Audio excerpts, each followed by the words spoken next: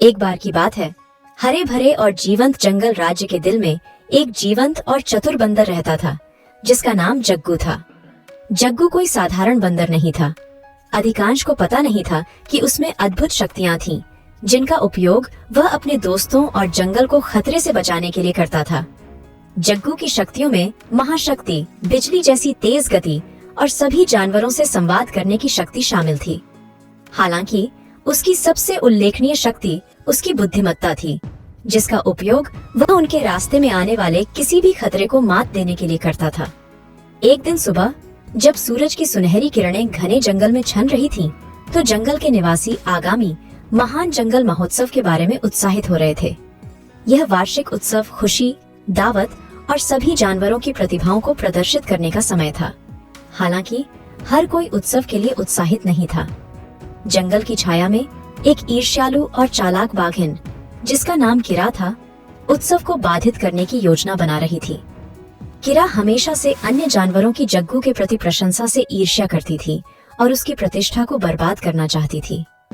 उसने महान स्वर्ण केला चुराने और उसका दोष जग्गू पर मढ़ने की योजना बनाई, जो जंगल राज्य में समृद्धि और एकता का प्रतीक था। जैसे ही रात हुई, किरा चुपके से जंगल के केंद्र में चली गई, जहां स्वर्ण केला रखा गया था। अपनी चतुराई का उपयोग करके उसने इसे चुरा लिया और सुराग छोड़ दिए जो जग्गू की ओर इशारा कर रहे थे। अगली सुबह जब जानवरों ने स्वर्ण केला गायब पाया, तो जंगल में हड़कंप मच गया। जग्गू ने हलचल महसूस की और तुरंत कार्रवाई में जुट गया।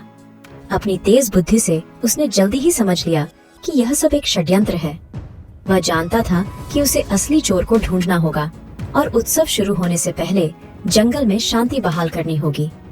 अपनी सुपर स्पीड का उपयोग करते हुए जग्गू ने जंगल का कोना कोना छान मारा, सूक्ष्म संकेतों और सुरागों का पीछा किया जो उसे किरा की गुफा तक ले गए।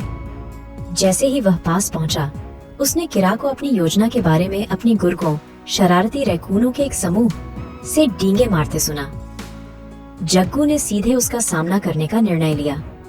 अपनी महान शक्ति और फुर्ती के साथ जग्गू ने तेजी से किरा को निरस्त कर दिया और स्वर्ण केला पुनः प्राप्त कर लिया। फिर उसने किरा और उसके गुर्गों की ओर मुड़कर कहा, जंगल राज्य एकता और विश्वास पर फलता फूलता है। हमें अपने घर को बेहतर स्थान बनाने के लिए एक साथ मिलकर काम करना चाहिए, न कि ईर्ष्या और धोखे से इसे नष्ट करना चाहिए। अपनी गलतियों का एहसास कर शर्मिंदा किरा ने जग्गू और अन्य जानवरों से माफी मांगी। जग्गू, जो एक दयालु नायक था, ने उसे माफ कर दिया और सुझाव दिया कि वे सभी मिलकर उत्सव को अब तक का सबसे अच्छा उत्सव बनाएं। स्वर्ण केला बहाल होने और किरा का दिल बदल जाने के साथ महान जंगल महोत्सव पहले से भी अधिक खुशी और उत्सव के साथ शुरू हुआ। जानवरों ने नृत्य किया, गाया और दावत मनाई। अपने नायक जग्गू की बहादुरी और बुद्धिमत्ता का सम्मान किया। उस दिन से जग्गू न केवल एक सुपरहीरो के रूप में, बल्कि एकता, क्षमा और एक साथ काम करने की शक्ति के प्रतीक के रूप में भी जाना जाने लगा।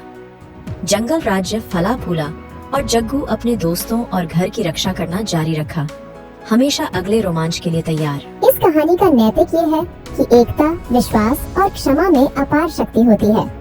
दूसरों के प्रति ईर्ष्या और छल से कभी भी सच्ची खुशी और सफलता नहीं मिल सकती। हमें अपने व्यक्तिगत लाभ के लिए दूसरों को नुकसान पहुंचाने के बजाय एक दूसरे का साथ देना चाहिए। सहकार और सद्भाव से ही समाज में शांति और प्रगति संभव है। साथ ही सच्चे नायक वे होते हैं जो अपनी बुद्धिमत्ता और दयालुता से सभी को एकजुट रखते हैं।